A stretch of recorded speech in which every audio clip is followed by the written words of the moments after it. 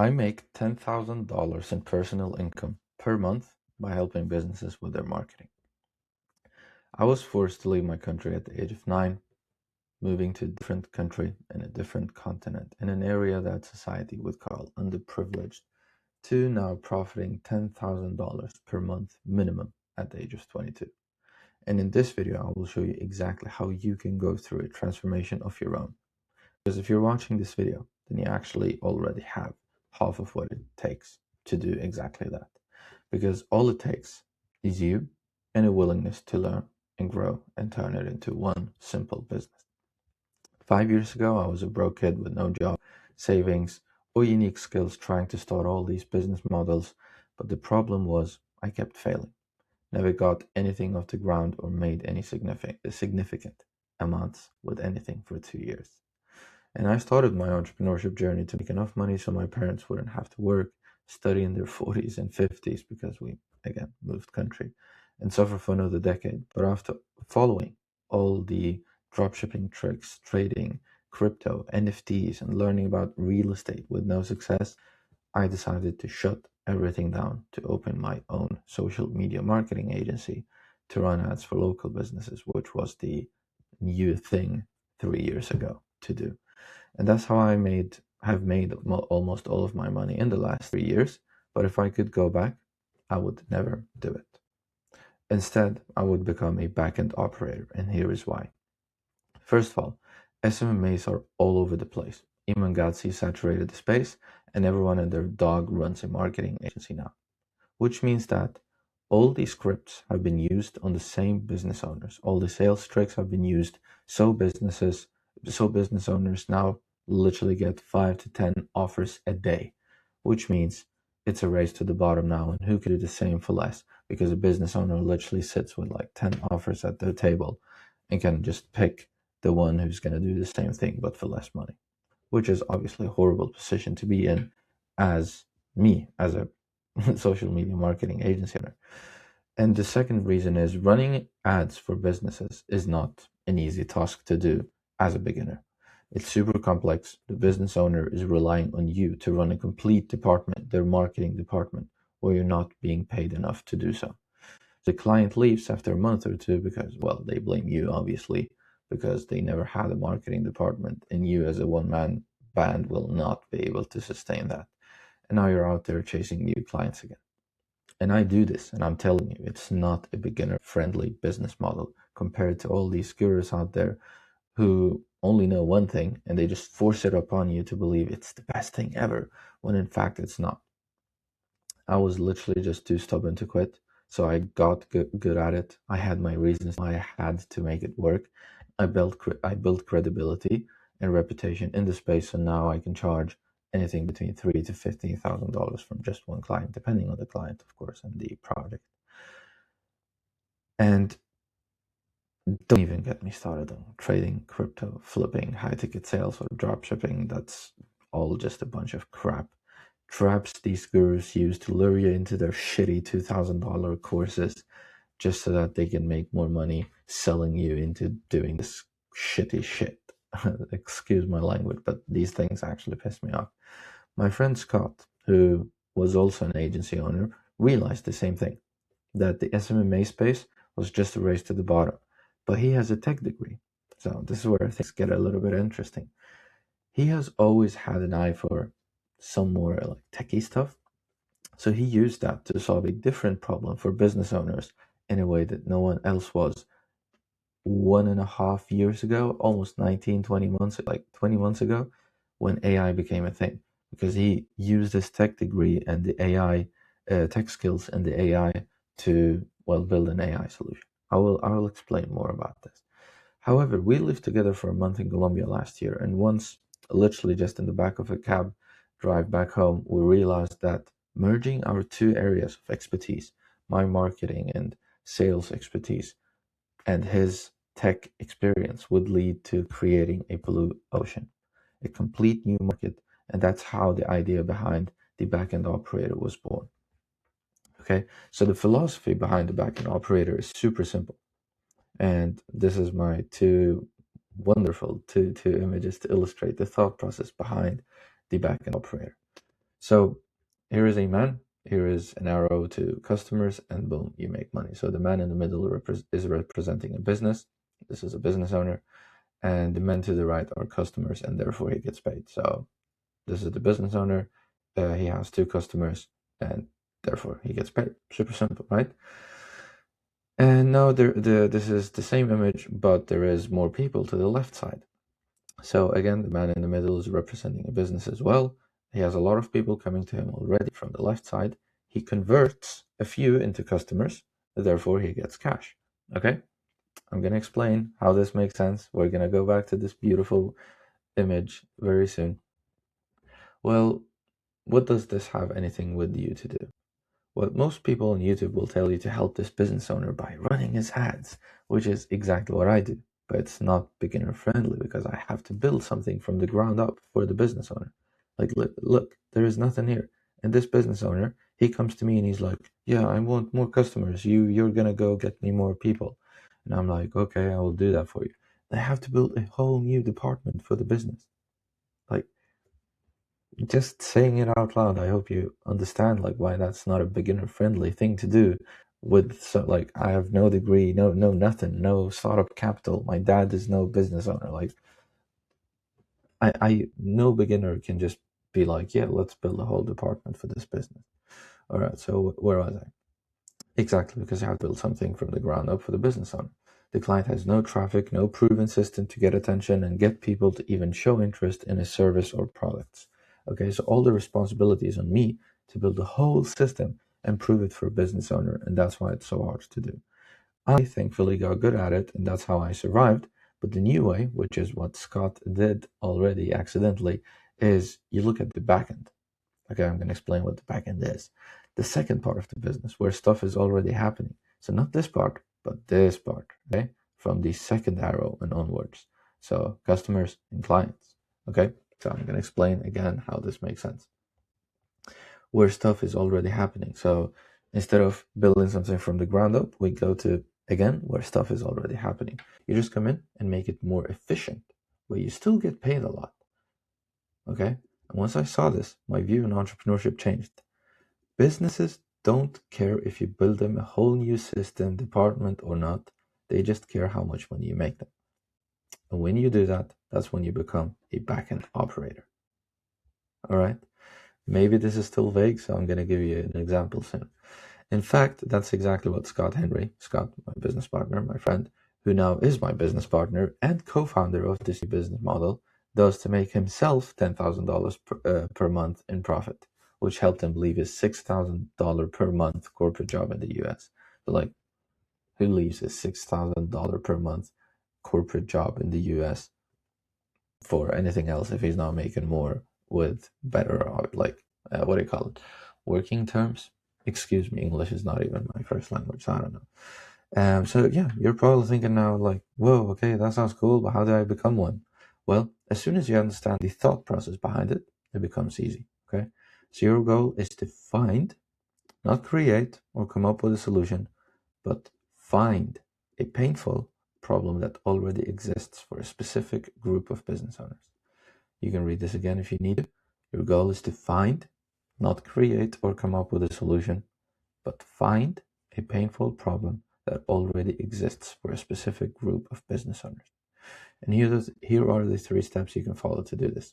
Okay, the first one is super simple. It's this part, which is a specific group of business owners. You pick a niche, that's a group of businesses, and here are 100 to get your creativity going. And I'll share this document with you in the description below for free. Just press on it and boom, there you go, you will have it. I won't share all of these because that will get boring. Sorry, it's loading. Oh, did my Wi-Fi crash or something? All right, yeah, so commercial cleaning businesses, cybersecurity consultants, business coaches, SEO agencies, web development agencies, SaaS companies. Like you can just pick AI automation agencies, IT support companies, architecture firms, engineering consultancies, HVAC contractors, electrical contractors. Literally just pick one of these niches that you're like, well, this one sounds cool. I made sure that none of the, like, I don't want to take credit for that actually, but all these 100 niches are decent and viable. So just pick one and be like, let's go, done with step number one. Now, the second thing you need to do is you find a pre-existing problem within an established business. So let's say that you pick this niche. Let's say you pick a niche. Let's say you picked HVAC contractors. Or just to make it simple, like a beauty clinic. Let's say you pick beauty clinics as a niche. You don't go in there and help new startup beauty clinics get their first customers, because then you're building something from the ground up. That's much harder, and you're not even going to be compensated enough for it to be worth your time, effort, and sacrifice and risk. Okay? Instead, you go to a business that looks more like this. They already have people are coming to them, they already have clients, they are already getting paid, they're already making money. It's just that you're going to go in there and you're going to make them even more money with what they already have. So you find a pre-existing problem within an established business. You don't go in there and try to build a whole new department like I did, okay? You just need to find leaks. Leaks, that's the word. Something they have already built and are already doing, but maybe they're leaving a lot of money on the table still. And Scott did this, and he found this one big problem almost all businesses struggled with. And I'm going to share it with you, and be my guest. Just use it if you want to as well. It's called lead conversion. Let me explain, as I know it can be a new term for you. Like, what the fuck is lead conversion? I'm going to explain. So a lead is, it's a lead in marketing terms is an individual or organization that has shown interest in a company's products or services by interacting with the brand and providing contact information, for example, email and phone. For example, if you're scrolling on Instagram and you see an advertisement, you know, when it says sponsored on Instagram or TikTok or Facebook or whatever you scroll on, you click on it and the headline says, download my free ebook. Okay? You've probably seen anything like something similar to that. And then it asks you to enter your name, email, or phone number to get the ebook sent to you, right? And now, for example, that you did that activity, now you just became a lead for that business. And these businesses that are running these ads, they have hundreds of these leads. And all businesses do this on their website, social media. They get texts, like people search them up, they see a phone number, they call them, they text them, they email them, all of these things, right? They visit their websites. And if you DM a business owner, you're considered a lead. If you go to a website and send them an email asking about their opening hours or whatever it is, you're now again a lead. You're someone who's potentially showing interest, like potentially can or wants to become a client of this business. Maybe you're texting a barber on Instagram. Barbers have Instagram, and you're texting them about some availability, like, hello, like, are you available Wednesday, 7 p.m.? I think I want to do this with my hair. Okay? Now, you are someone who's obviously showing interest for this barber, and conversion is the process of a lead becoming a customer. But most businesses suck at doing that. They get hundreds of leads a month from all their platforms, Instagram, Facebook, or whatever platform the business is on, their website, their emails, but they never answer them, follow up on them, or just they maybe do that, but they're super, super slow to do that, and therefore they miss out on a customer. To give that example again, if I'm a barber, if I want to go to a barber and I look up barbers in, Stockholm, this is where I am right now, and I see 5 different barbers. I text them, I have an appointment meeting tomorrow and I really, really need to go to a barber. So I text all 5. Guess who I'm going to go to? The one that responds to me the first and says, and helps me book in a time. That's the one I'm going to go to first, the one that confirms that he can help me do whatever it is that I want to do, and he responds the fastest and he's available. That's the one that I'm going to go to, because I'm busy, like I need to cut my hair, okay? But most businesses really suck at this. They take ages to respond, and if they don't take ages to respond, they really hate taking care of this responding thing, because the barbers is like cutting someone's hair and at the same time he has to respond to DMs and shit, or he hires a full-time person to do that. Then it's not profitable, because what is it like? Imagine hiring someone to stare at a phone. That's not a job. Uh, Again, that's why this is a problem, and that's what Scott found. And here is an example of how big this problem is for them, okay? And in this example, we're going to take law firms. An average case is worth, let's say, $5,000 for them in profit. I'm pretty sure this is a low number, but just go with it, okay? They get 100 leads a month, so 100 people show interest, whether that's through um, DMing them or calling them or texting them or emailing them or even like showing up physically to the law firm's location.